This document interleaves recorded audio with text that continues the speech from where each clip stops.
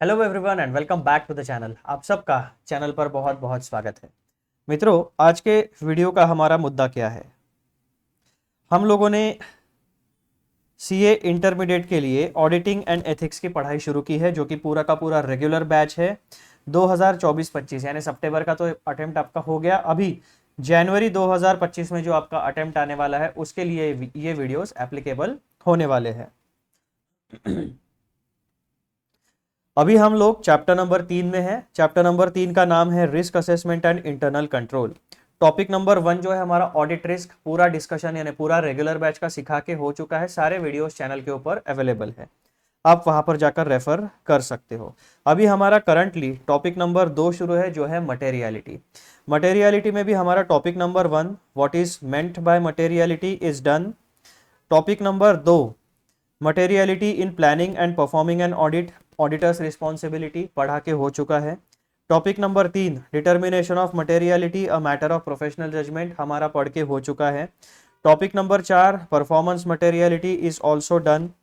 Topic number 5 SA 320 का paragraph number 10 जो हमें बताता है determining materiality and performance materiality when planning the audit, it is also done. Topic number 6 SA 320 के 4 paragraphs, paragraph number A2, A3, A4 and A6, use of benchmarks in determining materiality for the financial statements as a whole, ये टॉपिक भी हमारा पूरा पढ़ के हो चुका है। कंप्लीट एक्सप्लेनेशंस इन डिटेल जो रेगुलर बैच में एक्सप्लेन किया जाता है मेरे तरफ से, वो सारा का सारा वीडियोस आपके लिए चैनल के ऊपर अवेलेबल हो चुका है। अब इस वीडियो में हम लोग मटेरियलिटी में हमारे 4 टॉपिक्स बचे हुए, टॉपिक नंबर 7, 8, 9, 9 और 10, इन 4 टॉपिक्स को हम इस वीडियो में कवर करने वाले हैं। टॉपिक नंबर 7 हमारा क्या है। टॉपिक नंबर 7 में मित्रों हमें पढ़ना है ऐसे 320 का पैराग्राफ नंबर A10। वो हमें क्या बताता है, special attention to materiality level और levels for particular classes of transactions, account balances and disclosures. अभी तक आप लोगों ने चैप्टर 1, चैप्टर 2 और चैप्टर 3 के बहुत सारे ऑडिट के लेक्चर्स देख चुके हैं, पढ़ चुके हैं। अब आपको एक बात हमेशा पता होनी चाहिए, जहां पे भी ऑडिट में classes of transactions, account balances और डिस्क्लोजर्स, ये 3 टर्म्स एक साथ यूज होती है, इसका मतलब इन तीनों टर्म्स का मतलब होता है असर्शंस। ऑडिट के कॉन्टेक्स्ट में हमेशा असर्शन का मतलब क्या होता है, classes of transactions, account balances and disclosures. जो मैनेजमेंट फाइनेंशियल स्टेटमेंट्स प्रिपेयर करती है, हमारे पास 3 प्रकार के एंटिटीज होती है। पहला, ऑर्गेनाइजेशन में owner and management and those charge with governance. दूसरा, जो ऑर्गेनाइजेशन के स्टेक होल्डर्स होते हैं, इंटरनल एंड एक्सटर्नल यूजर्स। और तीसरा, एक इंडिपेंडेंट पार्टी होती है जिसे हम कहते हैं ऑडिटर। तो इन 3 पार्टी में से 2 पार्टीज जो होती है, management and those charge with governance and auditor, इनके बीच में हमेशा मैक्सिमम कम्युनिकेशन होते रहता है रिगार्डिंग ऑडिट। अब जो मैनेजमेंट की जिम्मेदारी होती है वो क्या होती है, preparation and presentation of financial statements as per applicable laws, rules and regulations plus applicable financial reporting framework. इसके हिसाब से मैनेजमेंट को फाइनेंशियल स्टेटमेंट्स प्रिपेयर करने होते हैं। ऑडिटर की जिम्मेदारी क्या है, स्टैंडर्ड्स ऑन ऑडिटिंग के हिसाब से सारा का सारा ऑडिट प्रोसेस को कंडक्ट करो, ये ऑडिटर की रिस्पॉन्सिबिलिटी है। इसका मतलब अभी तक हमें ये पता चल गया है कि मैनेजमेंट की एंड ऑडिटर की रिस्पॉन्सिबिलिटी एकदम अलग अलग होती है, और वो बिल्कुल क्लैरिटी के साथ हमें हमारे स्टडी मटेरियल में बताई जाती है। फिर जो मैनेजमेंट फाइनेंशियल स्टेटमेंट्स देती है, उस जनरल पर्पस फाइनेंशियल स्टेटमेंट्स के 5 कंपोनेंट्स होते हैं। पहला, P&L, balance sheet, schedules to accounts, notes to accounts, cash flow statement. इन 5 कंपोनेंट्स का मिलके एक complete set of financial statement तैयार होता है। इस फाइनेंशियल स्टेटमेंट में जितने भी लाइन आइटम्स होंगे, इनकम एक्सपेंस के जितने भी लाइन आइटम्स होंगे, जितने भी ट्रांजैक्शंस होंगे, वो P&L में रिफ्लेक्ट होने वाले हैं। असेट और लाइबिलिटी से रिलेटेड जितने भी ट्रांजैक्शंस या इवेंट्स होंगे, वो बैलेंस शीट में रिफ्लेक्ट होने वाले हैं। P&L में आपका रेवेन्यू साइड होता है, दैट मीन्स इनकम साइड, और एक्सपेंसेस साइड होता है। रेवेन्यू साइड में आपके 2 टाइप के रेवेन्यूज होते हैं, operating revenue, non operating revenue. उसके बाद में एक्सपेंसेस साइड में आपके 2 प्रकार के एक्सपेंसेस होते हैं, direct expenses, indirect expenses. Asset side में आपके फिक्स्ड असेट, करंट असेट, 2 प्रकार के एसेट्स होते हैं। लाइबिलिटी साइड में आपकी होती है equity capital, preference capital, debenture capital, basically capital वाला section, short term liabilities and long term liabilities. इस तरीके से आपका पूरा क्लासिफिकेशन होता है। बहुत सारे ट्रांजैक्शंस को हम इन मेजर कैटेगरीज में क्लासिफाई करते हैं। इस तरीके से पूरा का पूरा प्रोसीजर होता है। अब ये जो लाइन आइटम्स होते हैं P&L में, ऑपरेटिंग इनकम के कितने सोर्सेस है, नॉन ऑपरेटिंग इनकम के कितने सोर्सेस है, एक्सपेंसेस में डायरेक्ट एक्सपेंसेस कौन से है, इनडायरेक्ट एक्सपेंसेस कौन से है, तो इसके अंदर जो 1 बाय 1 आइटम होता है उसे कहा जाता है लाइन आइटम। ये बात तो हमें अभी तक क्लैरिटी के साथ पता चल गई है। तो वो जो लाइन आइटम्स होते हैं बेसिकली ऑडिट की भाषा में जो रेडीमेड फाइनेंशियल स्टेटमेंट्स मैनेजमेंट या दोष चार्ज विद गवर्नेंस जिनकी रिस्पॉन्सिबिलिटी होती है, जो फाइनेंशियल स्टेटमेंट्स ऑडिटर को दिए जाते हैं, तो ऑडिटर ये कहता है कि मैनेजमेंट ने जो फाइनेंशियल स्टेटमेंट्स प्रिपेयर करके मुझे दिए हैं उसमें जितना भी डेटा है उसको मैं 3 कैटेगरी में डिवाइड करूंगा। पहला, classes of transaction, generally P&L के ट्रांजैक्शंस को रेफर करेगा। दूसरा, account balances, generally balance sheet को रेफर करेगा। और तीसरा, डिस्क्लोजर्स, जो कि schedules and notes to accounts में रेफर करेगा। तो ऑडिटर कहता है कि पूरे फाइनेंशियल इंफॉर्मेशन, जितनी भी फाइनेंशियल इंफॉर्मेशन मैनेजमेंट मुझे प्रोवाइड करती है उसे मैं कहूंगा कि ये मैनेजमेंट का क्लेम है। मैनेजमेंट ये कहती है कि जो भी हमने फाइनेंशियल स्टेटमेंट्स में इंफॉर्मेशन प्रोवाइड की है वो true and fair view depict करती है। ये मैनेजमेंट का असर्शन है, ऐसा ऑडिटर मानता है ऑडिट की भाषा में। ठीक है, और पूरे फाइनेंशियल इंफॉर्मेशन को 3 लेवल्स में डिवाइड करता है, उसे कहा जाता है लेवल्स ऑफ असर्शन। तो जहां पर भी आपको ऑडिट में transactions, classes of transactions, account balances या डिस्क्लोजर मिलेगा, वहां पे आपको ये पूरी स्टोरी आपके दिमाग में रिपीट होनी चाहिए। इन तीनों लेवल्स का मतलब होता है असर्शंस। तो ऐसे 320 जो है उसका पैराग्राफ A10 जो है वो हमें कहता है कि जहां पर भी असर्शंस की बात आएगी और असर्शंस से रिलेटेड मटेरियलिटी लेवल या लेवल्स को डिसाइड करने की बात आएगी तो कुछ मुद्दे होते हैं जहां पर ऑडिटर का स्पेशल अटेंशन होना चाहिए। फिर पॉइंट नंबर 8 हमें बताएगा revision in materiality level as the audit progresses. शुरुआत में जब आप ऑडिट का प्लानिंग करोगे तो आप ओवरऑल ऑडिट की स्ट्रेटेजी बनाते हो और उसी के साथ साथ एक डिटेल ऑडिट प्लान बनाते हो, जो हमने चैप्टर नंबर 2 में एलिमेंट्स ऑफ प्लानिंग प्रोसेस में पढ़ा था। एक होता है ओवरऑल ऑडिट स्ट्रेटेजी को तय करना और एक होता है उस स्ट्रेटेजी के डिटेल्स बनाना, यानी डिटेल ऑडिट प्लान को तैयार करना।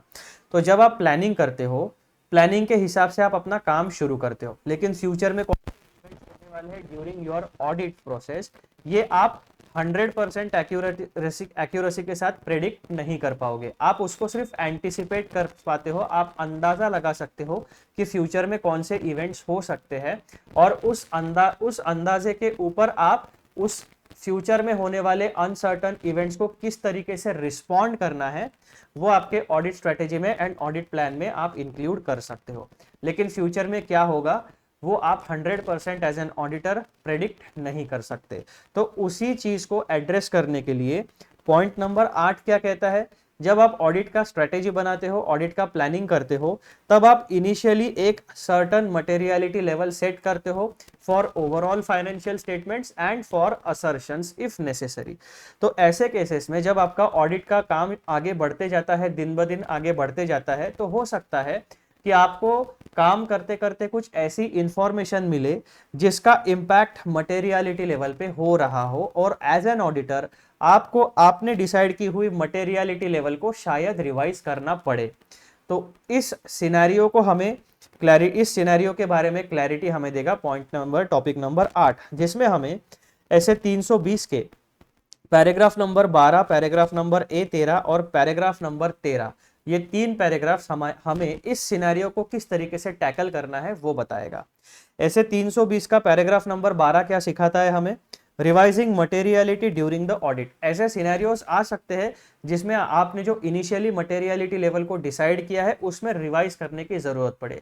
रिवाइज मतलब क्या, जो लेवल आपने डिसाइड की है आइदर उस लेवल को बढ़ाना पड़ सकता है या उस लेवल को कम करना पड़ सकता है, ये 2 ही सिनेरियो होंगे। पॉइंट नंबर 2, ऐसे 320 का पैराग्राफ नंबर A13 हमें क्या बताएगा, वो हमें बताता है कि सर्कमस्टांसेस रिक्वायरिंग मटेरियलिटी रिवीजन। अब हमें ऐसे 320 का पैराग्राफ नंबर 12 एक पॉसिबिलिटी बताता है जहां पर हमें मटेरियलिटी को रिवाइज करना पड़ सकता है। पैराग्राफ नंबर A13 जो कि further application and explanatory material है फॉर पैराग्राफ नंबर 12, वो हमें बताता है कि कौन से सर्कमस्टांसेस है, कौन से कंडीशंस है, कौन सी सिचुएशंस आ सकती है जिसकी वजह से आपको मटेरियलिटी में रिवीजन करना पड़ेगा।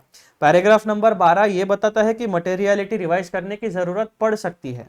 पैराग्राफ नंबर A13 ये बताता है कौन से सर्कमस्टांसेस में मटेरियलिटी लेवल को रिवाइज करने की जरूरत पड़ सकती है। पॉइंट नंबर 3 हमें क्या बताता है, ऐसे 320 का पैराग्राफ नंबर 13 डिस्कशन होगा यहां पर। Determining materiality revision is necessary if determining if materiality revision is necessary. जब आपके सामने कुछ सर्कमस्टांसेस है जो आपको ये पॉइंट आउट करा सकते हैं कि यार आपको मटेरियलिटी लेवल को रिवाइज करना पड़ सकता है, तो पैराग्राफ नंबर 13 जो है वो हमें इफ के बारे में बताता है। फिर ऑडिटर क्या करेगा, अपना एक प्रोफेशनल जजमेंट अप्लाई करेगा, क्या सही में हमें मटेरियलिटी लेवल को रिवाइज करने की जरूरत है, यानी नेसेसिटी है या नहीं है। यानी पैराग्राफ नंबर 13 हमें इस बारे में हमारा माइंडसेट ऐसा बनाएगा, हमें ऐसी क्लैरिटी देगा कि वहां पर ऑडिटर डिसाइड करेगा weather it is really necessary, क्या सही में हमें मटेरियलिटी लेवल रिवाइज करने की जरूरत है या नहीं। तो ऐसे रिवीजन ऑफ मटेरियलिटी में हमें 3 मुद्दे पढ़ने हैं।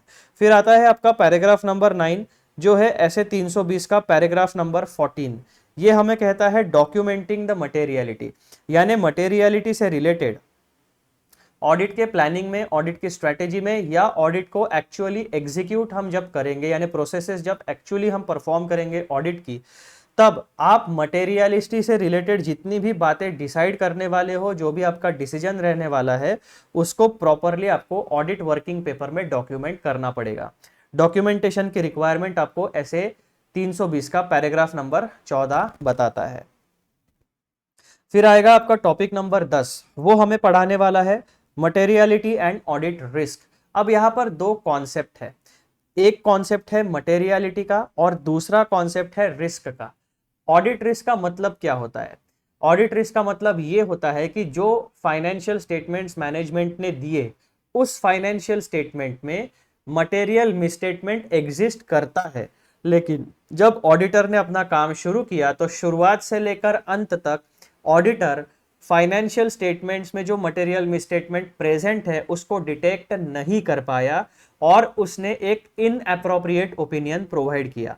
इसका मतलब audit risk is equals to expression of inappropriate opinion by the auditor, यानी जो रियलिटी है और ऑडिटर का जो ओपिनियन है उसमें डिफरेंस है, तो इस डिफरेंस को कहा जाता है एक्सप्रेसिंग एन इनएप्रोप्रिएट ओपिनियन, और यही होती है एक ऑडिटर की रिस्क। ऑडिटर का ऑब्जेक्टिव क्या होता है? जो एक्चुअल में फैक्ट्स है उन फैक्ट्स के बारे में ऑडिट एविडेंस गैदर करो। ऑडिट एविडेंस आपका जो है वो सफिशिएंट एंड अप्रोप्रिएट होना चाहिए। Sufficient and appropriate audit evidence को गैदर करने के बाद आपके पास सर्टन रीजनेबल एश्योरेंस जनरेट होना चाहिए। किस बारे में?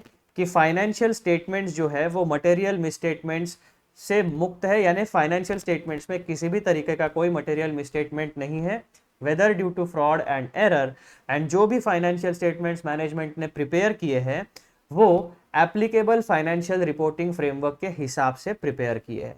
तो इतनी सारी चीजें आपको as an auditor audit opinion express करते समय फॉलो करनी है। जब आप इन चीजों को फॉलो नहीं कर पाते हो, यानी रियलिटी में मटेरियल मिसस्टेटमेंट प्रेजेंट है लेकिन आपने वो डिटेक्ट नहीं की और ऑडिटर ने ओपिनियन प्रोवाइड कर दिया कि financial statements are free from material misstatement and depict the true and fair view of the operational results of the entity, तो इसका मतलब क्या हुआ? गलती है, लेकिन ऑडिटर ने इस गलती को अपने ऑडिट ओपिनियन में रिफ्लेक्ट नहीं किया। तो यही होता है इनएप्रोप्रिएट ओपिनियन को एक्सप्रेस करना, और यही होती है ऑडिट रिस्क। मटेरियलिटी का मतलब क्या होता है मित्रों? मटेरियलिटी का मतलब ये होता है कि ऐसी फाइनेंशियल इंफॉर्मेशन जिसका इम्पैक्ट डिसीजन मेकिंग, जो यूजर्स ऑफ फाइनेंशियल स्टेटमेंट्स होते हैं उनके इकोनॉमिक डिसीजन के ऊपर इन्फ्लुएंस होता है। जिस भी फाइनेंशियल इंफॉर्मेशन का, जो भी फाइनेंशियल इंफॉर्मेशन फाइनेंशियल स्टेटमेंट्स में होती है, उस फाइनेंशियल इंफॉर्मेशन का यूजर्स ऑफ फाइनेंशियल इंफॉर्मेशन के इकोनॉमिक डिसीजन मेकिंग प्रोसेस पर अगर इन्फ्लुएंस होता है तो वो फाइनेंशियल इंफॉर्मेशन मटेरियल मानी जाती है।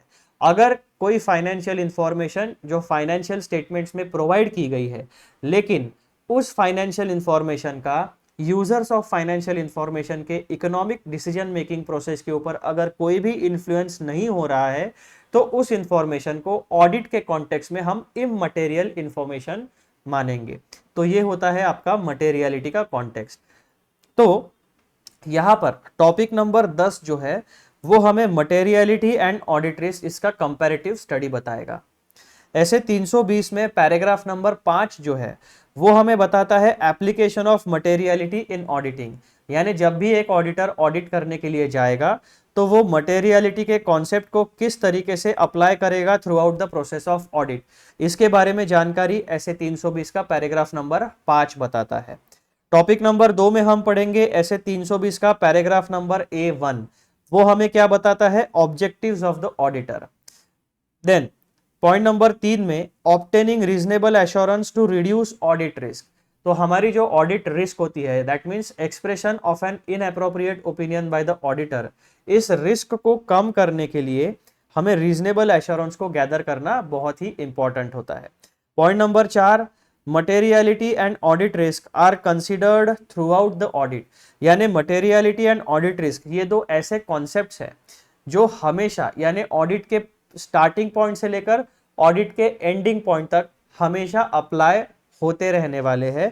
और वो कौन सी स्टेजेस है जहां पर specifically materiality and audit risk का एप्लीकेशन होने वाला है।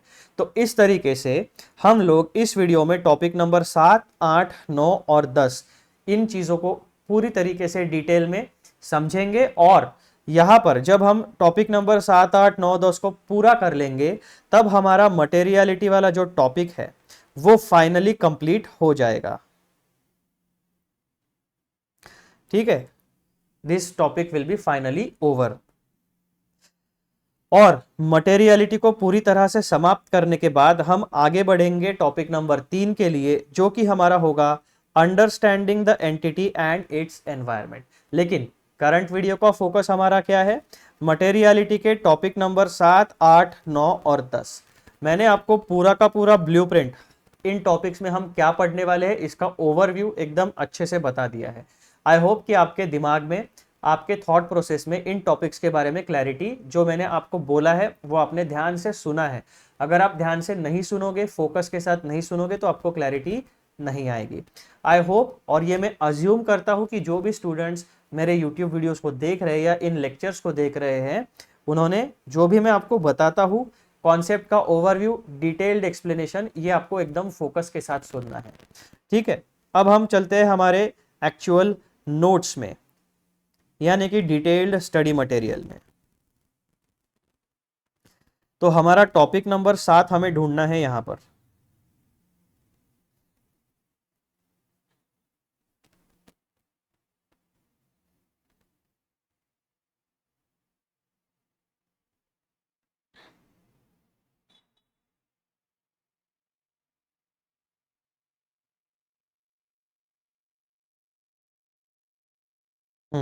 मिल गया।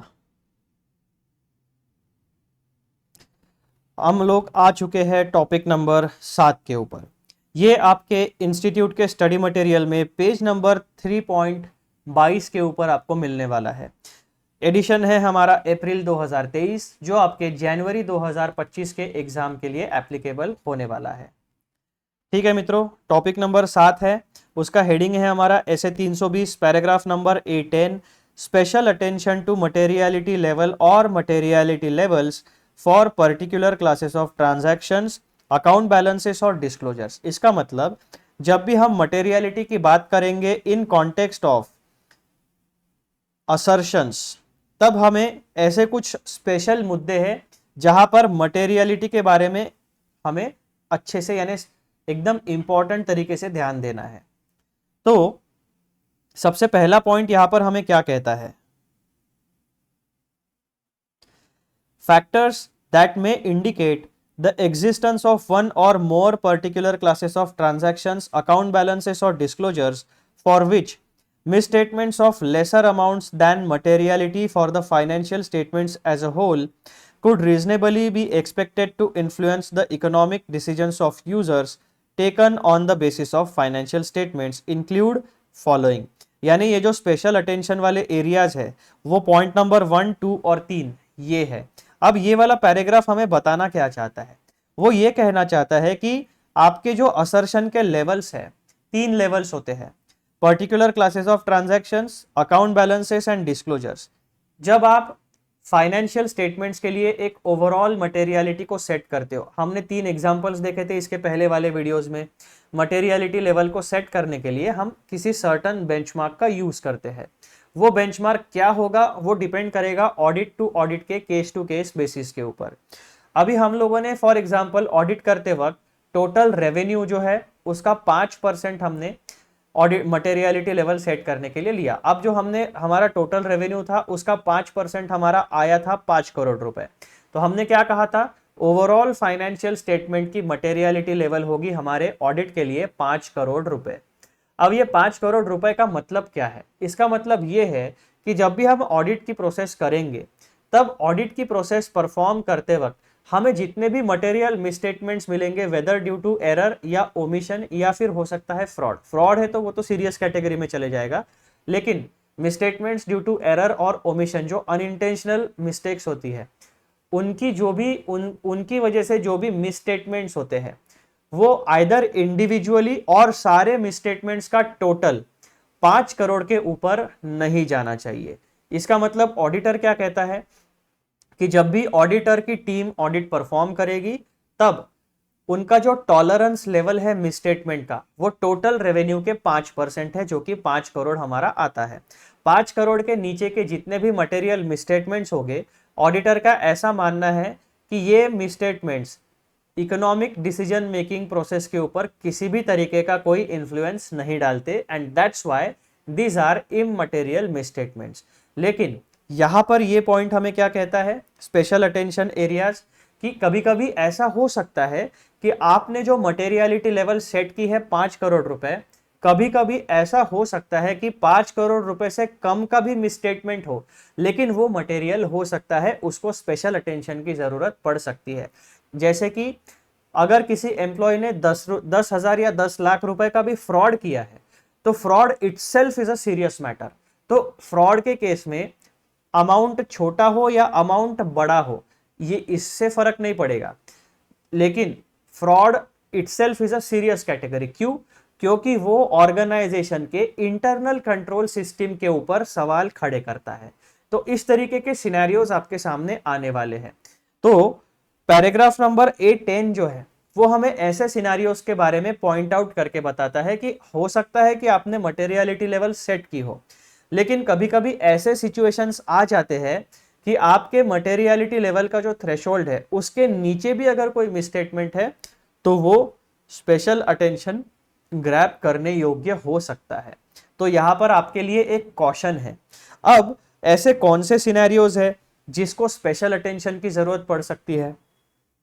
तो उसमें पॉइंट नंबर 1, 2 और 3 ये 3 प्रकार के इवेंट्स हो सकते हैं। पॉइंट नंबर 1 क्या कहता है? Impact of legal and regulatory frameworks on user expectations. Whether law, regulations, or other applicable financial reporting framework affects users' expectation regarding the measurement or disclosure of certain items, like in case of related party transactions and the remuneration of management and those charged with governance। तो basically यहाँ पर हमें एक special transaction के बारे में बताया गया है जो है related party transactions and remuneration of management and those charge with governance. तो इस इररिस्पेक्टिव ऑफ इकोनॉमिक साइज जो भी आपने मटेरियलिटी लेवल सेट की हो या ना की हो, लेकिन ये related party transactions and remuneration of management and those charge with governance, ये 2 कैटेगरीज, ये ट्रांजैक्शन की 2 कैटेगरीज ऐसी है जो आपको हमेशा स्पेशल अटेंशन यहाँ पे प्रोवाइड करना है। क्यों?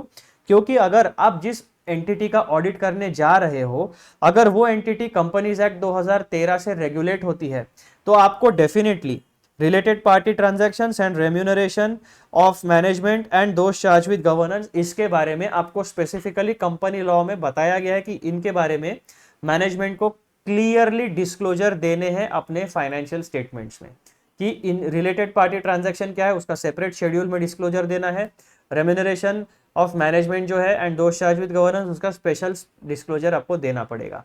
तो यूजर ये एक्सपेक्ट करते हैं, जिन यूजर को कंपनी लॉ के बारे में थोड़ी सी जानकारी है उनके वो एक्सपेक्टेशंस होंगे कि एक तो लॉ बता रहा है एंड जो फाइनेंशियल रिपोर्टिंग फ्रेमवर्क आपको शेड्यूल 3 में बताया गया है फॉर कंपनीज, उसमें भी स्पेसिफिकली आपको डिस्क्लोजर किस तरीके से देना है regarding related party transactions and remuneration, ये स्पेसिफिकली बताया जाता है।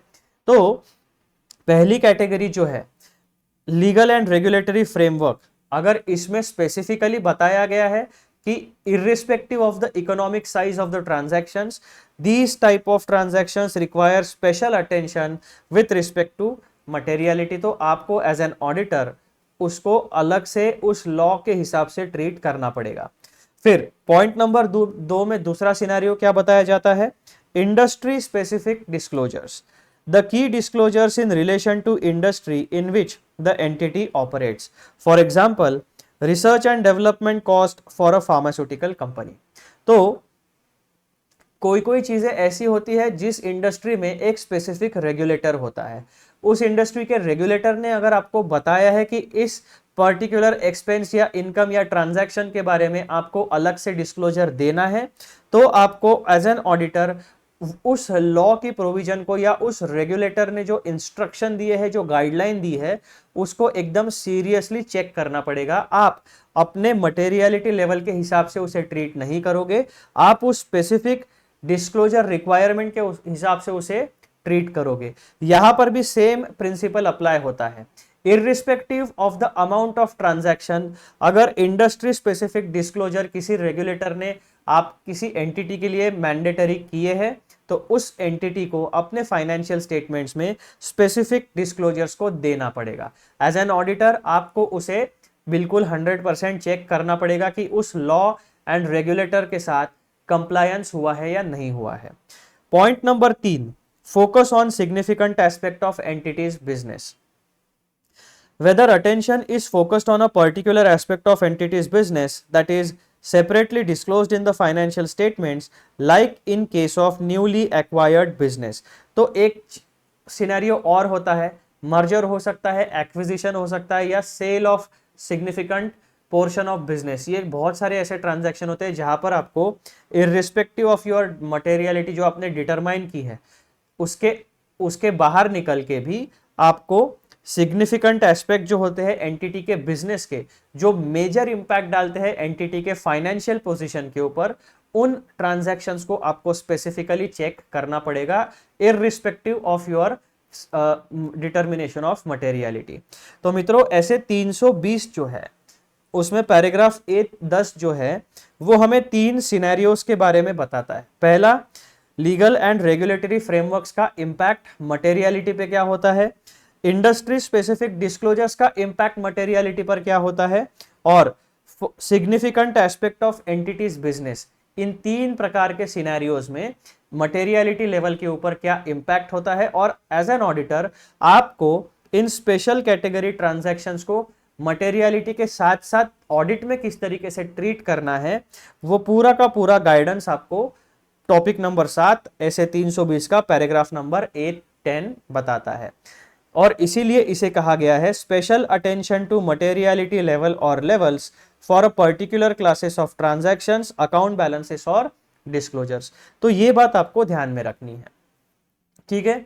आई होप कि आप लोगों को टॉपिक नंबर 7 एकदम अच्छे से समझ में आ गया है। अब ये जो 3 ट्रांजैक्शंस का मेंशन ऐसे 320 में किया गया है, सो आपको इसका इंप्लाइड मीनिंग क्या हुआ, यहां पे बताए गए एक्सप्रेस एग्जांपल्स के ऊपर आपको ध्यान देना ही है, लेकिन इनसे रिलेटेड जो भी कैटेगरीज होगी इन ट्रांजैक्शन से या इन सिनेरियोज से रिलेटेड जो मिलती जुलती कैटेगरीज होगी इन योर एंटिटी, जिस एंटिटी का आप ऑडिट करने जाओगे, तो वहां पर भी आपके ऐसे 320 का पैराग्राफ 18 अगर अप्लाई होता है तो आपको इसी गाइडेंस के हिसाब से उन स्पेसिफिक कैटेगरी ऑफ ट्रांजैक्शंस को स्पेशल अटेंशन देना पड़ेगा, ठीक है।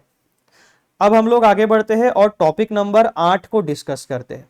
टॉपिक नंबर 8 जो है वो आपको पेज नंबर 3.22 के ऊपर मिलने वाला है। टॉपिक नंबर 8 क्या कहता है मित्रों, ये हमें कहता है revision in materiality level as the audit progresses. यानी जो आप ऑडिट का प्लानिंग करोगे, ऑडिट की ओवरऑल स्ट्रेटेजी बनाओगे, ऑडिट प्लान बनाओगे और फिर उस ऑडिट प्लान को एग्जीक्यूट करोगे। तो जब आप इन फेजेस से आगे बढ़ते हो और ऑडिट का काम डे 1, डे 2, डे 3 आपके ऑडिट प्लान के हिसाब से आगे बढ़ाते हो, तो ऐसे scenarios as an auditor, as a team member आपके सामने अनफोल्ड हो सकते हैं, जो आपको स्पेसिफिकली ये सोचने पर मजबूर करे कि क्या हमें मटेरियलिटी लेवल, जो इनिशियल मटेरियलिटी लेवल हमने overall financial statements and specific assertions के लिए सेट की थी, क्या उनमें रिवीजन करने की जरूरत पड़ सकती है या नहीं पड़ सकती है। इसका मतलब ऑडिट की overall understanding the entity and it's environment, सबसे पहले ऑडिटर का अपॉइंटमेंट होगा, understanding the entity and it's environment ये वाली प्रोसेस होगी, फिर ऑडिट की ओवरऑल ऑडिट स्ट्रेटेजी बनेगी, फिर ऑडिट का डिटेल प्लान बनेगा और इस ऑडिट के डिटेल प्लान को डे 1, डे 2, डे 3 के हिसाब से जितने भी दिन का आपका प्लान है वो एग्जीक्यूशन शुरू होगा। जैसे जैसे आपका 1, 2, 3 पूरे डे वाइज काम आगे बढ़ेगा तो ऐसी सिचुएशंस आपके सामने अनफोल्ड हो सकती है जो आपने स्ट्रेटेजी और प्लानिंग के फेज में एंटिसिपेट ना की हो, या फिर कुछ चीजें आपसे मिस हो गई हो। तो ऐसे केसेस में मटेरियलिटी लेवल जो आपने इनिशियली सेट की थी टू स्टार्ट योर वर्क, आगे चलकर उस मटेरियलिटी लेवल को आपको रिवाइज करने की जरूरत पड़ सकती है। तो अगर किसी सिनेरियो में आपको मटेरियलिटी लेवल को रिवाइज करने की जरूरत पड़ी तो आपके पास जो गाइडेंस है वो गाइडेंस आपको मिलेगा ऐसे 320 के paragraph number 12, paragraph number A13 और पैराग्राफ नंबर 13 में। पॉइंट नंबर 1 ऐसे 320 पैराग्राफ 12 जो हमें बताएगा revision of materiality during the audit. Point number 1, the auditor shall revise materiality for the financial statements as a whole and if applicable the materiality level or levels for a particular classes of transactions, account balances or disclosures। इसका मतलब क्या हुआ, materiality for financial statements as a whole ये एक part हुआ, materiality level or levels for particular classes of transactions, account balances और disclosures इसका मतलब assertion levels हुए। In the event of becoming aware of information during the audit that would have caused the auditor to have determined a different amount or amounts initially। यानी जब आपने एक initial planning किया, audit की materiality को determine किया, लेकिन audit जैसा जैसा आपने काम शुरू किया तो आपके सामने कुछ ऐसी इंफॉर्मेशन आई जिसकी वजह से जो इनिशियल अमाउंट आपने डिसाइड की थी उस इनिशियल अमाउंट में रिवीजन करने की जरूरत पड़ सकती है। यह सिनेरियो का इस सिनेरियो के बारे में जानकारी आपको पैराग्राफ नंबर 12 में मिलती है और बस इतना ही टेक्स्ट है उस पैराग्राफ 12 का। पैराग्राफ 12 बस आपको ऐसा हो सकता है इस सिनेरियो से अवेयर कराता है।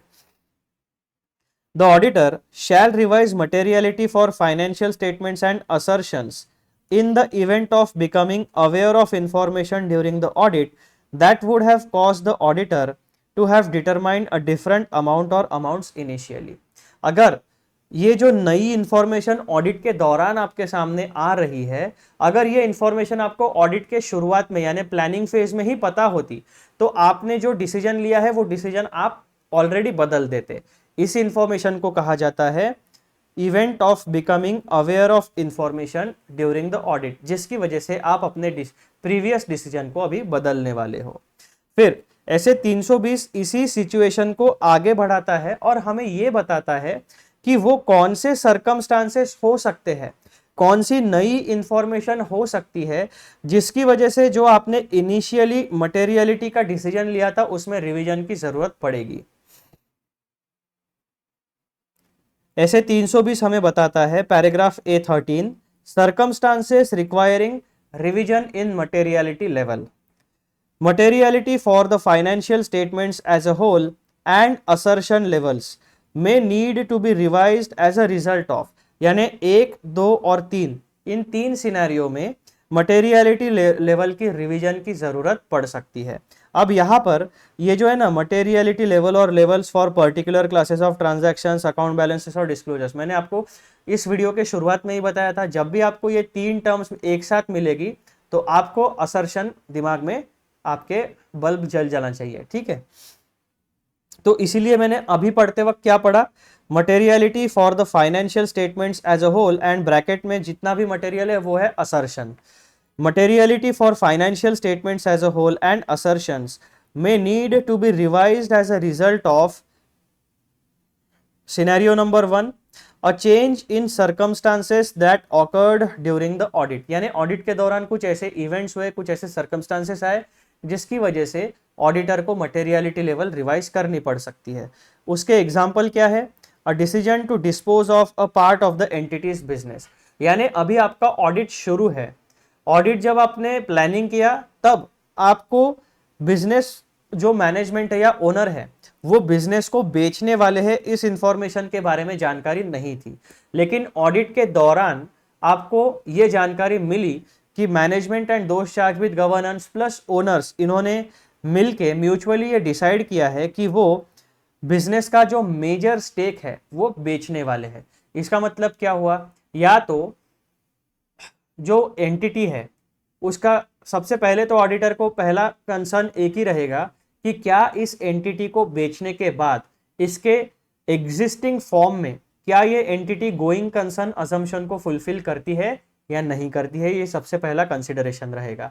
अगर गोइंग कंसर्न असम्पशन को फुलफिल नहीं करती है एग्जिस्टिंग फॉर्म में, तो ऑडिटर को पूरी तरीके से अपना ऑडिट का प्रोसेस चेंज करना पड़ेगा और उस हिसाब से पूरा का पूरा आपको ऑडिट ओपिनियन ड्राफ्ट करना पड़ेगा और सेंटर में आपका पूरा गोइंग कंसर्न वाला चीज रहेगा। और अगर बिजनेस कंटिन्यू होने वाला है तो फिर आपको ये डिसाइड करना पड़ेगा कि नई मैनेजमेंट कौन आने वाली है, परचेस कंसिडरेशन कितना है, उसका टैक्स का इम्पैक्ट क्या है। जब भी बिजनेस सेल होता है तो बिजनेसेस के ऊपर लाइबिलिटीज कितनी है, उन लाइबिलिटीज का क्या क्लेम एसेट के ऊपर है या नहीं। यानी हर एक एस्पेक्ट को एक प्रॉपर तरीके से नए ओनर के पास ट्रांसफर होने तक जो आपका जो ट्रांजिशन फेज रहेगा, ऑडिटर को प्रॉपरली अपना ओपिनियन इस हिसाब से ड्राफ्टिंग करना पड़ेगा। ठीक है, अब ऑडिटर जो है उसका काम मर्जर या ट्रांसफर को फैसिलिटेट करना नहीं है, लेकिन ये एक मेजर डिसीजन है जो ऑडिटर को कंसिडर करना पड़ेगा। लेकिन आपको यहाँ पे एक और बात ध्यान में रखनी है, जब भी हम ऑडिट करते हैं तो पास्ट हिस्टोरिकल यानी हिस्टोरिकल फाइनेंशियल इंफॉर्मेशन की कर रहे हैं। जो बिजनेस अभी बेचा जा रहा है हो सकता है फाइनेंशियल 31 मार्च के बाद वो डिसीजन हुआ हो या डिसीजन पहले ही हुआ हो, लेकिन ट्रांजैक्शन को फाइनलाइज जो ट्रांजैक्शन होगा वो फाइनेंशियल ईयर के बाद होगा। तो जो भी सिचुएशन के आपके इफ्स एंड बट्स है, जो भी पैरामीटर्स है, ऑडिटर को सबसे पहले यही देखना है कि मेरे ऑडिट ओपिनियन के ऊपर, मेरे ऑडिट के प्रोसेस के ऊपर इस डिसीजन का क्या इम्पैक्ट होने वाला है। ये पहला एस्पेक्ट। और दूसरा एस्पेक्ट ऑडिटर को ये देखना है कि जो भी डिसीजन मैनेजमेंट ने लिया है बिजनेस के मेजर पोर्शन को बेचने का, उसका इम्पैक्ट फाइनेंशियल इंफॉर्मेशन के यूजर्स के इकोनॉमिक डिसीजन मेकिंग प्रोसेस पर क्या पड़ने वाला है। और इन 2-4 पैरामीटर्स को एक करके इसमें एग्जिस्टिंग सिचुएशन के ऊपर अपना प्रोफेशनल जजमेंट को अप्लाई करके ऑडिटर को फाइनली अपनी ऑडिट रिपोर्ट में अपना ओपिनियन ड्राफ्ट करना पड़ेगा।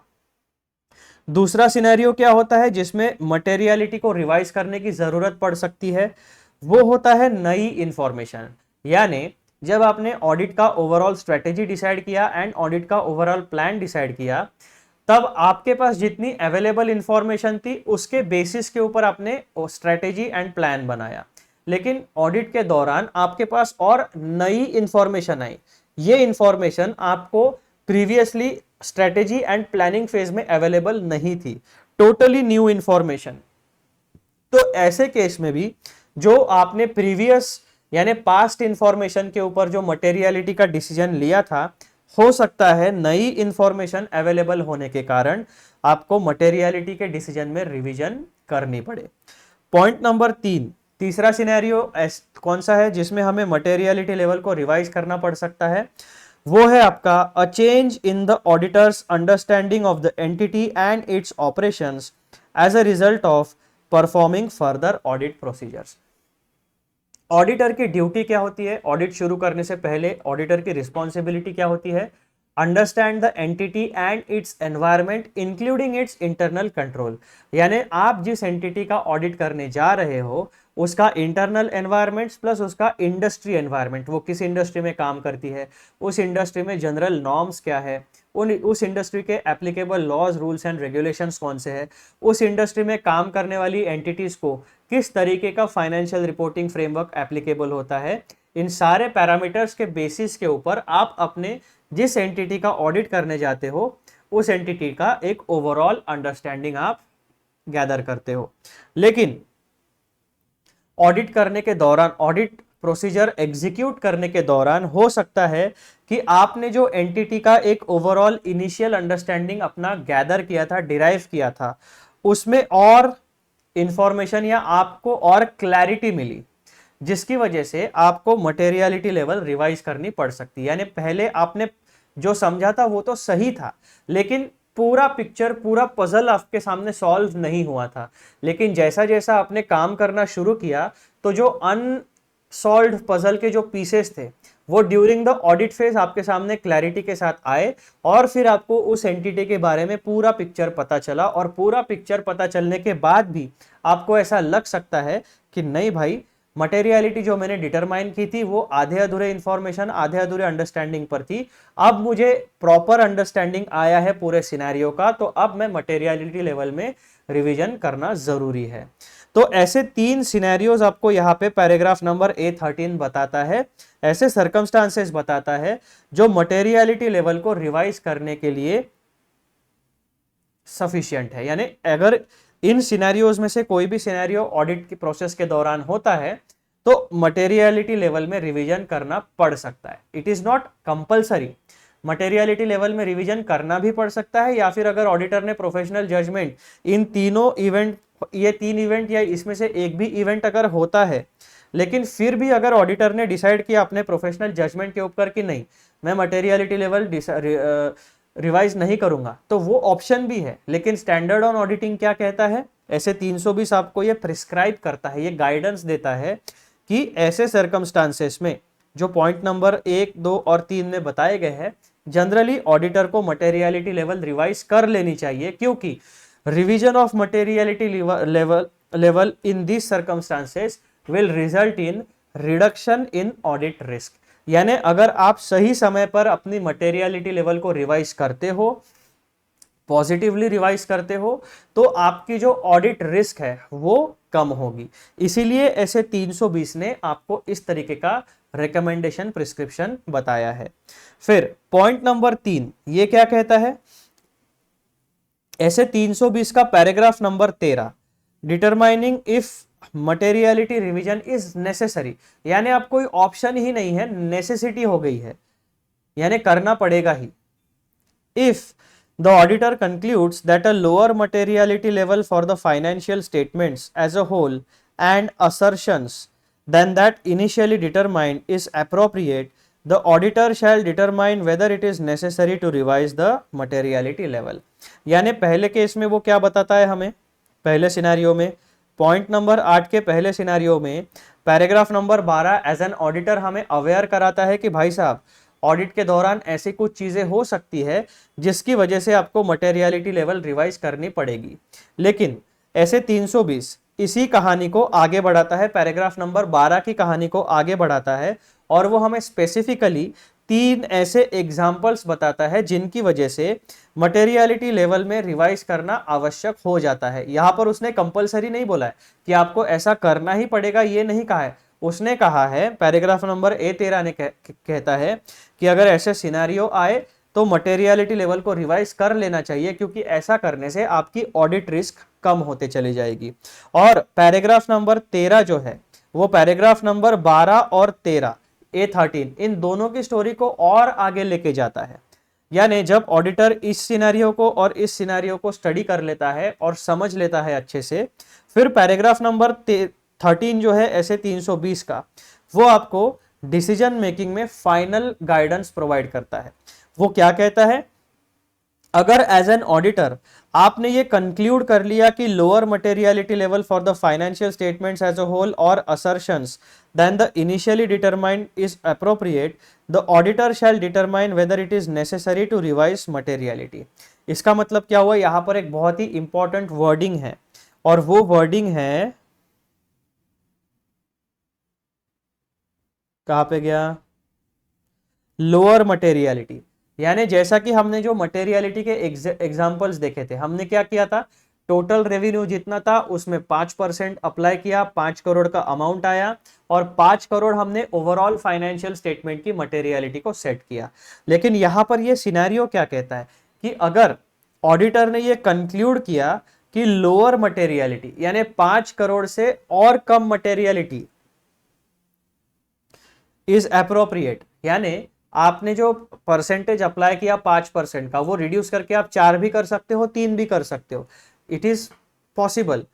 लेकिन जब आप मटेरियलिटी लेवल को रिड्यूस करते हो तब पैराग्राफ 13 आपको एक कॉशन देता है कि एक बार फिर से सोचो।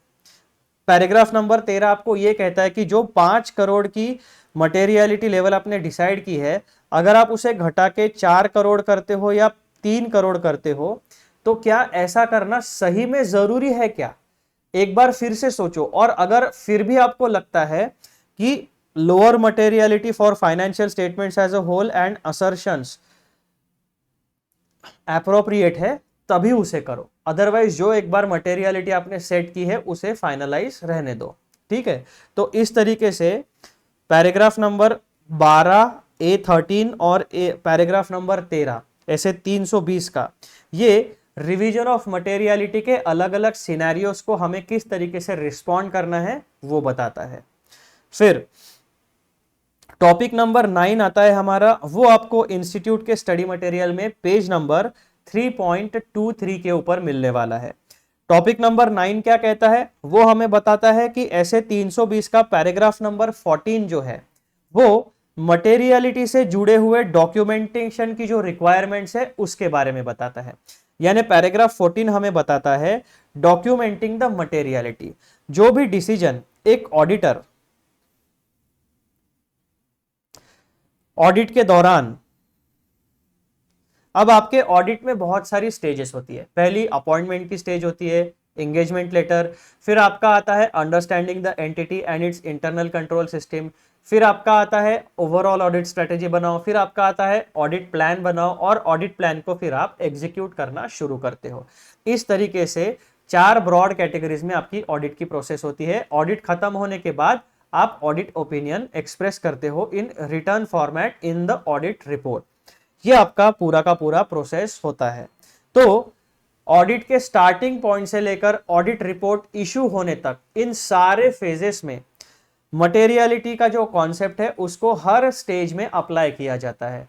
तो हर स्टेज में आपने मटेरियलिटी के बारे में क्या डिसीजन लिया, किस तरीके से मटेरियलिटी को डिटरमाइन किया, उसके पीछे का लॉजिक क्या है, ये सारी चीजें एज एन ऑडिटर या as a team member in an audit team आपको हर चीज को डॉक्यूमेंट करना पड़ेगा। जो भी आपने डिसाइड किया, जो भी आपने इंप्लीमेंट किया और जो भी वेरिएंस हुआ यानी जो भी मटेरियलिटी में रिवीजन हुई, ये सारे फेजेस को, इन सारे इवेंट्स को आपको प्रॉपरली डॉक्यूमेंट करना पड़ेगा अपने ऑडिट वर्किंग पेपर में।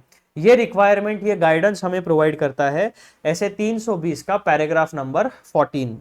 क्या कहता है वो, the audit documentation shall include the following amounts and the factors considered in their determination। यानी दो पैरामीटर्स हमें डॉक्यूमेंट करने हैं। पहला अमाउंट एंड फैक्टर्स, मटेरियलिटी की जो अमाउंट होती है वो, एंड मटेरियलिटी को डिटरमाइन करने वाले जो फैक्टर्स होते हैं, इन 2 पैरामीटर्स को हमें डॉक्यूमेंट करना पड़ेगा ऑडिट वर्किंग पेपर में। Point number 1, materiality for the financial statement as a whole. यानी जो हमने मटेरियलिटी का एग्जांपल पिछले वीडियो में देखा था, हमने क्या किया था, फाइनेंशियल स्टेटमेंट्स का ओवरऑल अंडरस्टैंडिंग लिया, उसके बाद हमने देखा कि कौन से लाइन आइटम्स है, और फिर हमारा ऑडिट में जो बेंचमार्किंग का एक टॉपिक था, एक कॉन्सेप्ट था, उस बेंचमार्किंग के टॉपिक को हमने अप्लाई किया और टोटल रेवेन्यू के ऊपर हमारे प्रोफेशनल जजमेंट के हिसाब से 5% अप्लाई किया। उस टोटल रेवेन्यू का 5% हमारा आया था 5 करोड़। तो ये हो गई हमारी ओवरऑल फाइनेंशियल स्टेटमेंट के लिए मटेरियलिटी लेवल। उसके बाद if applicable the materiality level और levels for particular classes of transactions, account balances और डिस्क्लोजर्स। यानी सबसे पहले आप ओवरऑल फाइनेंशियल स्टेटमेंट की मटेरियलिटी को आपने किस तरीके से डिसाइड किया, उसकी अमाउंट और कौन से फैक्टर्स को कंसीडर करके आपने मटेरियलिटी को फाइनलाइज किया, उसके बारे में डॉक्यूमेंटेशन करो फॉर ओवरऑल फाइनेंशियल स्टेटमेंट्स। दूसरा पॉइंट, जब आपने असर्शंस के जो लेवल्स होते हैं, account specific particular classes of transactions, account balances and disclosures, in 3 level में से अगर किसी भी स्पेसिफिक असर्शन के बारे में आप मटेरियलिटी सेट करते हो, तो असर्शन की जो मटेरियलिटी आपने सेट की है उसकी अमाउंट आपने क्या सेट की है और कौन से फैक्टर्स आपने कंसीडर किए हैं to determine the materiality for specific assertion. यानी ये 2 पॉइंट आपको डॉक्यूमेंट करना पड़ेगा। तीसरा पॉइंट, परफॉर्मेंस मटेरियलिटी। अब हमने एक चीज देखी थी कि हमने तो इनिशियली मटेरियलिटी लेवल को सेट कर दिया, लेकिन to further reduce the audit risk हम performance materiality as a backup plan determine करते हैं और उसे भी इंप्लीमेंट करते हैं, ताकि इन सारी चीजों का एक ही पर्पस होता है। मटेरियलिटी को डिटरमाइन करने का एक ही पर्पस होता है, हमें अपनी ऑडिट रिस्क को रिड्यूस करना है। ठीक है, तो बेसिकली आपको मटेरियलिटी के 3 एस्पेक्ट्स को डॉक्यूमेंट करना है। पहला, materiality level for overall financial statements. दूसरा, मटेरियलिटी लेवल फॉर असर्शंस और स्पेसिफिक असर्शंस। और तीसरा, परफॉर्मेंस मटेरियलिटी। मटेरियलिटी के इन 3 एस्पेक्ट्स को आपको डॉक्यूमेंट करना है। जब आप मटेरियलिटी के ये तीनों एस्पेक्ट्स डॉक्यूमेंट करोगे तो स्पेसिफिकली हर एक लेवल की मटेरियलिटी की जो अमाउंट होगी वो आपको बतानी है, और इस अमाउंट को डिसाइड करने के लिए कौन से फैक्टर्स आपने कंसीडर किए उसका कैलकुलेशन, उसका लॉजिक आपको अपने ऑडिट वर्किंग पेपर में बताना पड़ेगा। और पॉइंट नंबर 4 ये कहता है कि इनिशियली आपने ये जो 3 डिफरेंट टाइप्स ऑफ मटेरियलिटी को डिटरमाइन किया है, फाइनलाइज किया है, अगर उसमें किसी भी प्रकार की कोई रिवीजन होती है तो उस रिवीजन को भी आपको डॉक्यूमेंट करना पड़ेगा। ये डॉक्यूमेंटेशन की रिक्वायरमेंट आपको पैराग्राफ नंबर 14 में दी जाती है। अब मैं आपको एक बार रिवाइज करा देता हूं, यानी वो एग्जांपल्स में बस आपको दिखा देता हूं। Materiality for overall financial statement, materiality for specific assertion and performance materiality, जो इंपॉर्टेंट एग्जांपल्स हमने डिस्कस किए थे। तो 3 एग्जांपल्स हमने देखे थे। सिनेरियो क्या था, सबसे पहले जब हम ओवरऑल फाइनेंशियल स्टेटमेंट्स के लिए मटेरियलिटी को डिसाइड कर रहे थे तो हमारे पास एक मैन्युफैक्चरिंग कंपनी थी जिसका नाम XYZ लिमिटेड था। 2 पैरामीटर्स हमारे पास थे, एक 500 करोड़ का टोटल रेवेन्यू था और 1200 करोड़ के नेट असेट्स उसके थे। फिर ऑडिटर ने यहां पर रिक्वायरमेंट क्या थी, determination of overall materiality for the audit. फिर लॉजिक क्या था, the auditor typically uses benchmark such as 5%। तो यहां पर उन्होंने एक लॉजिक बताया कि ऑडिटर मटेरियलिटी लेवल को डिसाइड करने के लिए सर्टन बेंचमार्क यूज करते हैं। तो ये जो बेंचमार्क वाला लॉजिक था इसे हमने पॉइंट नंबर 3 में अप्लाई किया, और हमारे पास ये जो हमारी मटेरियल हमने पैरामीटर सिलेक्ट किया टोटल रेवेन्यू का जो 500 करोड़ का था, उस पे हमने 1%, 5% नहीं, जब जो मैं अभी पिछले लेक्चर में यानी इस लेक्चर में पहले मैंने बोला 5%, तो 5% नहीं, हम लोगों ने 1% अप्लाई किया था। मैं अपने आप को करेक्ट करता हूं, यहाँ पर बस एक छोटा सा एरर हो गया था वो मेरा बोलने में, ठीक है, स्लिप ऑफ टंग। तो 500 करोड़ का 1% हमने डिटरमाइन किया, वो आया हमारा 5 करोड़। तो ये 5 करोड़ जो है हमारा मटेरियलिटी लेवल डिसाइड हो गया फॉर ओवरऑल फाइनेंशियल स्टेटमेंट। ठीक है, अब इस 5 करोड़ के नीचे जितने भी मिसस्टेटमेंट हो गए इन जनरल हम उन्हें इमटेरियल मानेंगे।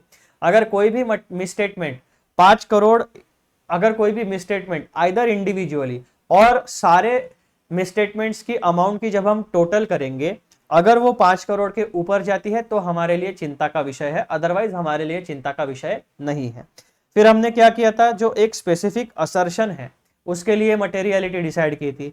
अब हमारा सिनेरियो क्या था, XYZ लिमिटेड एक मैन्युफैक्चरिंग कंपनी थी, तो उसके पास एक कंसीडरेबल यानी सिग्निफिकेंट अमाउंट ऑफ इन्वेंट्री का बैलेंस था। वो बैलेंस कितना था, 150 करोड़ रुपए का।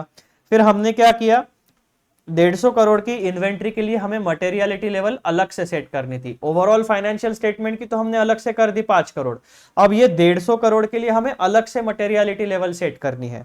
तो हमने अपना लॉजिक यहां पर डिसाइड कर लिया, और लॉजिक डिसाइड करने के बाद 150 करोड़ पे 2% अप्लाई किया जो आता है 3 करोड़। फिर हमने ये डिसाइड किया कि इन्वेंट्री लेवल जो है 150 करोड़ की, उसके लिए मटेरियलिटी लेवल हमारी है 3 करोड़।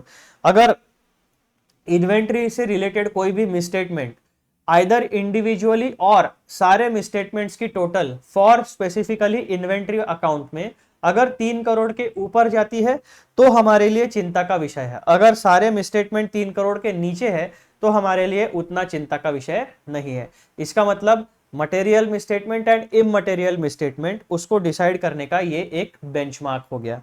फिर हमने देखा परफॉर्मेंस मटेरियलिटी सेट कैसे की जाती है। तो परफॉर्मेंस मटेरियलिटी का पर्पस ये होता है कि जो हमारी ऑडिट रिस्क होती है उसे फर्दर रिड्यूस करो। तो इसलिए हमने क्या किया, जो XYZ लिमिटेड की पॉइंट नंबर 1 में जो हमने ओवरऑल फाइनेंशियल स्टेटमेंट्स के लिए मटेरियलिटी सेट की थी, जो अमाउंट हमारा आया था 5 करोड़, अब परफॉर्मेंस मटेरियलिटी सेट करते समय हमें उसी 5 करोड़ का सर्टन परसेंटेज डिसाइड करना है जो हमारी परफॉर्मेंस मटेरियलिटी होगी। अब हमने जब 5 करोड़ का 75% डिसाइड कर लिया तो वो परफॉर्मेंस मटेरियलिटी की अमाउंट हमारी आती है 3.75 करोड़। इसका मतलब क्या हुआ कि जब हम ऑडिट परफॉर्म करेंगे तो अगर कोई मिसस्टेटमेंट 3.75 करोड़ से अगर ऊपर जाती है लेकिन वो 5 करोड़ से कम है, फिर भी हम ऐसी स्पेसिफिक जो भी परफॉर्मेंस मटेरियलिटी लेवल की थ्रेशोल्ड को मिसस्टेटमेंट क्रॉस करेंगे उसको हम फर्दर ऑडिट प्रोसीजर अप्लाई करके डिटेल में चेक करेंगे। और जो भी मिसस्टेटमेंट 3.75 करोड़ से नीचे होगी उसे हम इमटेरियल मानेंगे। तो मित्रों, इस तरीके से हम materiality for overall financial statement, materiality for specific assertion and performance materiality, जो हमारा यहां पर डिस्कशन का मुद्दा था, जब हम फाइनली डिसाइड करते हैं तो हमें इन चीजों का डॉक्यूमेंटेशन करना आवश्यक होता है। डॉक्यूमेंटेशन में हमें अमाउंट बतानी है और factors considered in determining the materiality क्या है वो डिसाइड करने हैं। उसी के साथ अगर हम कोई भी रिवीजन करते हैं इन किसी भी प्रकार की मटेरियलिटी में तो वो रिवीजन क्यों हुआ, उसके पीछे का लॉजिक क्या है, और revised amounts and revised factors, इन सब के बारे में हमें डॉक्यूमेंटेशन देना पड़ेगा। अब आता है हमारा आखिरी वाला पॉइंट जो कि आपको मिलेगा topic number 10, materiality and audit risk. ये वाला टॉपिक आपको इंस्टीट्यूट के स्टडी मटेरियल में पेज नंबर 3.23 के ऊपर मिलने वाला है। अब ये जो मटेरियलिटी एंड ऑडिट रिस्क वाला पोर्शन है ये कहता क्या है, तो पॉइंट नंबर 1 ऐसे 320 का पैराग्राफ नंबर 5 क्या कहता है, application of materiality in auditing. Basically अब हमारी ऑडिट की एक प्रोसेस है, उसमें मटेरियलिटी का एक कॉन्सेप्ट है और उसमें ऑडिट रिस्क का एक कॉन्सेप्ट है। तो ऑडिट का स्टार्टिंग पॉइंट ये है और ऑडिट का एंड पॉइंट ये है। तो शुरुआत से लेकर अंत तक ये दोनों कॉन्सेप्ट अप्लाई होती है, ये हमें ये वाला टॉपिक समझाने वाला है। पॉइंट नंबर 1 ऐसे 320 पैराग्राफ नंबर 5 हमें पढ़ाने वाला है application of materiality in auditing. यानी ये जो मटेरियलिटी का टॉपिक है ये ऑडिटिंग में कौन से फेजेस में कौन से स्टेप्स में अप्लाई होता है।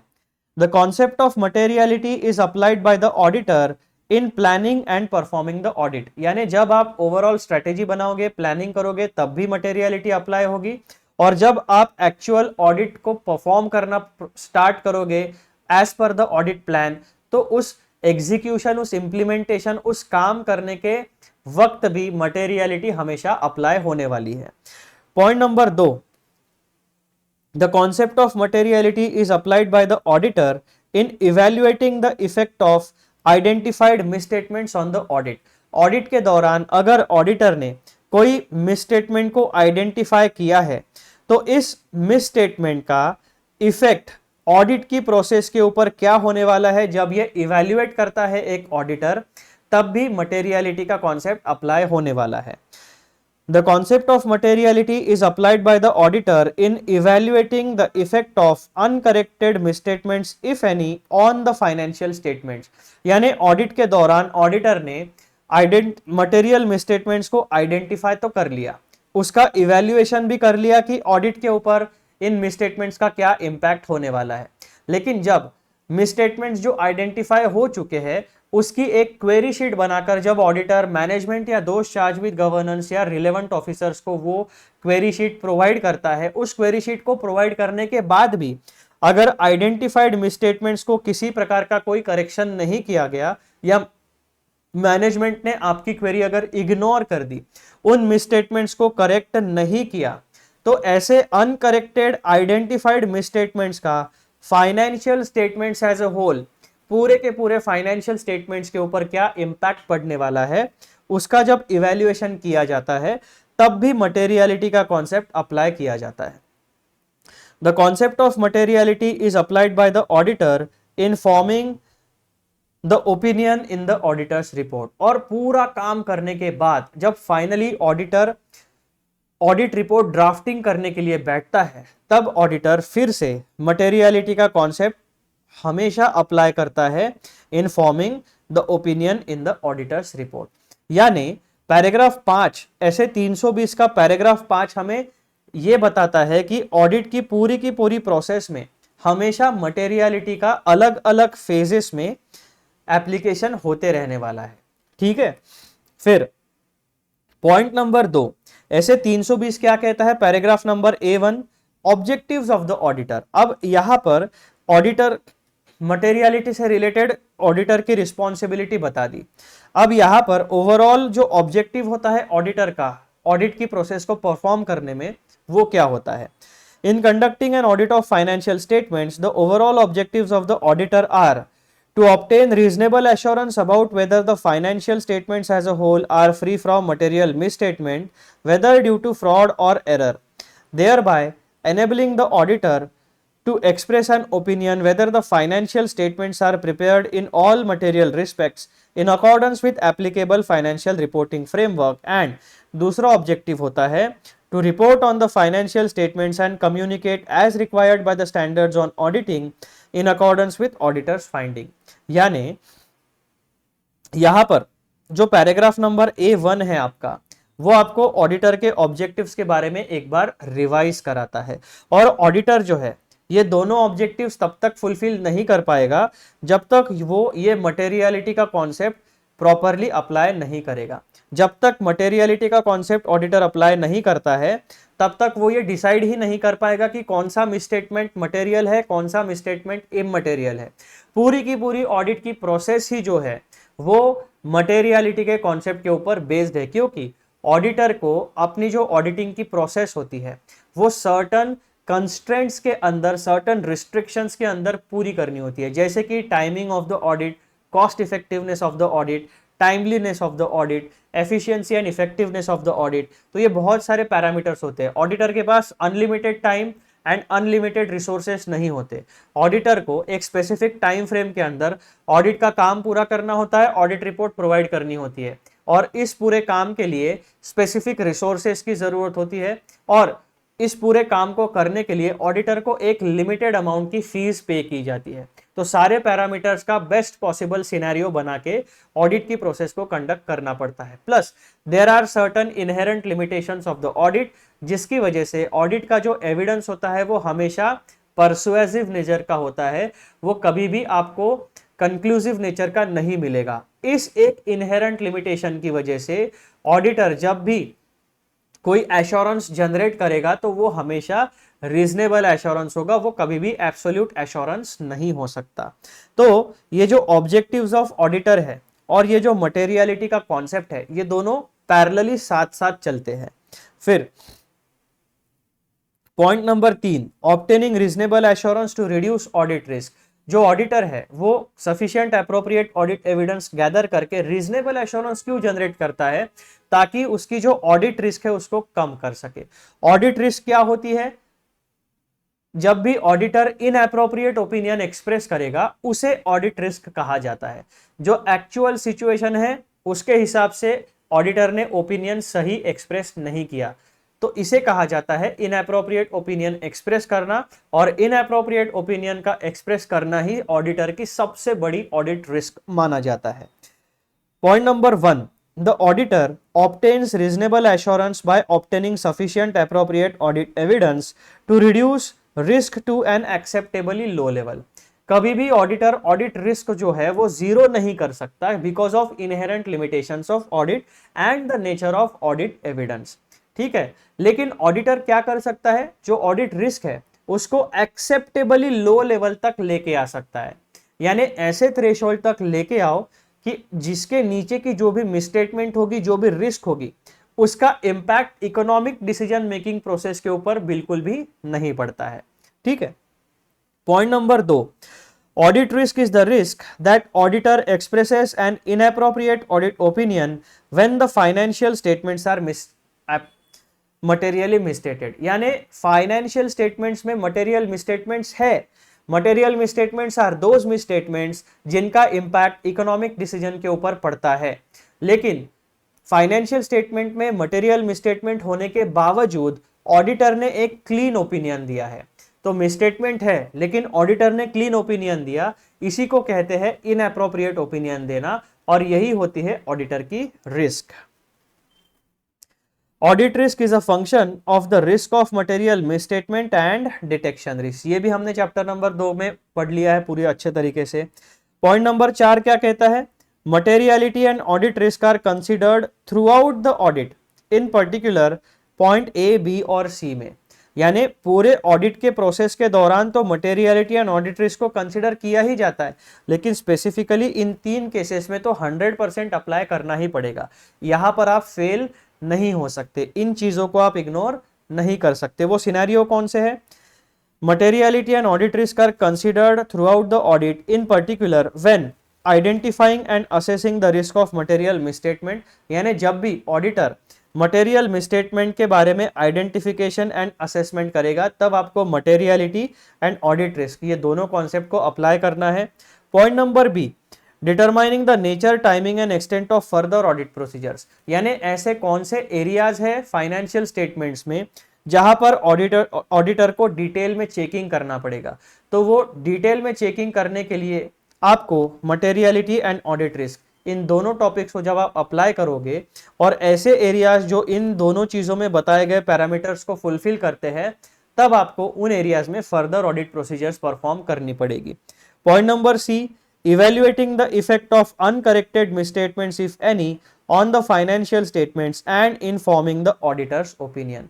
यानी जब भी आप अनकरेक्टेड मिसस्टेटमेंट्स को डील करोगे इन फाइनेंशियल स्टेटमेंट्स, यानी गलती हुई है, मैनेजमेंट को पता भी है, लेकिन मैनेजमेंट ने उन गलतियों को सुधारा नहीं, ऐसी मिसस्टेटमेंट्स को कहते हैं अनकरेक्टेड बट आइडेंटिफाइड मिसस्टेटमेंट्स। तो ऐसे अनकरेक्टेड मिसस्टेटमेंट्स का फाइनेंशियल स्टेटमेंट के ऊपर और आपके ऑडिट ओपिनियन के ऊपर किस तरीके का इफेक्ट पड़ने वाला है, जब भी आप इसका इवैल्यूएशन करोगे, तब आपको मटेरियलिटी एंड ऑडिट रिस्क, इन दोनों कॉन्सेप्ट को ध्यान में रखते हुए अपना डिसीजन फाइनलाइज करना है। तो मित्रों, मटेरियलिटी एंड ऑडिट रिस्क, ये जो दो टॉपिक है, ये ऑडिट के शुरुआत से लेकर ऑडिट के एंड पॉइंट तक हर फेज में आपको अप्लाई करते रहना है।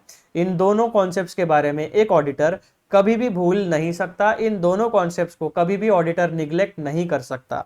और इसी के साथ साथ auditor materiality and audit risk से रिलेटेड जितना भी गाइडेंस आपके एसेज में दिया गया है, आपके engagement and quality control standards में दिया गया है, प्लस आपके जो भी फाइनेंशियल रिपोर्टिंग फ्रेमवर्क होंगे उसमें जो भी मेंशन होगा, उन सारे पैरामीटर्स को कंबाइन करके आपको हमेशा standards on auditing plus laws, rules and regulations को फॉलो करते हुए ऑडिट की प्रोसेस को कंप्लीट करना है। तो ये हमारा डिस्कशन जो है regarding the topic of materiality यहां पर होता है समाप्त। मैं आपको एक बार वापस हमारे प्यारे इंडेक्स में लेके चलता हूं, जहां पर आपको एक पूरा आइडिया आ जाएगा कि जो मटेरियलिटी वाला टॉपिक है, ये वाला टॉपिक नंबर 2, इसमें हमारा what is meant by materiality, ये सबसे पहला सवाल था, उसके डिटेल्स हमने पढ़े। फिर हमने देखा materiality in planning and performing an audit, auditor की क्या जिम्मेदारियां होती है वो हमने पढ़ा। फिर टॉपिक नंबर 3 हमने पढ़ा materiality a matter of professional judgement. फिर हमने पढ़ा परफॉर्मेंस मटेरियलिटी क्या होता है। फिर हमने देखा determination of materiality and performance materiality, audit के दौरान इन दोनों प्रकार की मटेरियलिटी को कैसे डिटरमाइन किया जाता है। फिर हमने पढ़ा use of benchmarks in determining materiality for the financial statements as a whole, यानी पूरे के पूरे सेट ऑफ फाइनेंशियल स्टेटमेंट्स के लिए जब आप मटेरियलिटी को डिसाइड करते हो तो बेंचमार्क्स का इस्तेमाल किस तरीके से किया जाता है। टॉपिक नंबर 7 में हमने पढ़ा special attention to materiality level, यानी ऐसे कौन से सर्कमस्टांसेस है जहां पर आपको मटेरियलिटी वाले कॉन्सेप्ट को स्पेशल अटेंशन देना पड़ेगा। वहां पे हमने 3 सिनेरियोस देखे। फिर topic number 8, revision in materiality level as the audit progresses.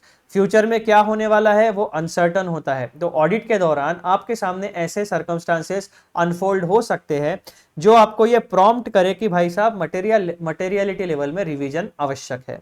तो 1 2 3 वो कौन से सिनेरियोज है, किस तरीके से आपको रिस्पॉन्ड करना है, वो हमने यहाँ पे देखा।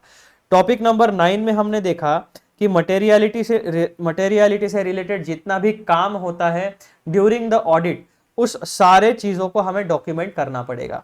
फिर टॉपिक नंबर 10 में हमने देखा कि मटेरियलिटी एंड ऑडिट रिस्क जो है वो ऑडिट के शुरुआत से लेकर ऑडिट के अंत तक through out the audit apply होते हैं, और कौन से पॉइंट्स हमें इन 2 कॉन्सेप्ट्स के बारे में during the process of audit ध्यान में रखने हैं, वो हमें इन 4 पॉइंट्स में पता चले। तो इस तरीके से हमने हमारे सीए इंटरमीडिएट के स्टडी मटेरियल में जितना भी मटेरियलिटी से रिलेटेड स्टडी मटेरियल हमें प्रोवाइड किया गया था उसको हमने रेगुलर बैच में हमारा कंप्लीट डिस्कशन पूरा कर लिया है। अब अगले वीडियो में हम जो भी टॉपिक शुरू करेंगे वो हमारा होने वाला है topic number 3, understanding the entity and its environment. This is also a very important topic from exam point of view. तो ये टॉपिक के वीडियोस भी आपको बिल्कुल ध्यान से, फोकस से, शांति से पढ़ने हैं और पढ़ाई करके इनको प्रिपेयर करना है। ठीक है मित्रों, तो ये वीडियो होता है यहाँ पर समाप्त। जाने से पहले वीडियोस को लाइक जरूर करिए, शेयर जरूर करिए और चैनल को सब्सक्राइब जरूर करिए। चलो अगले वीडियो में मिलते हैं, बाय बाय।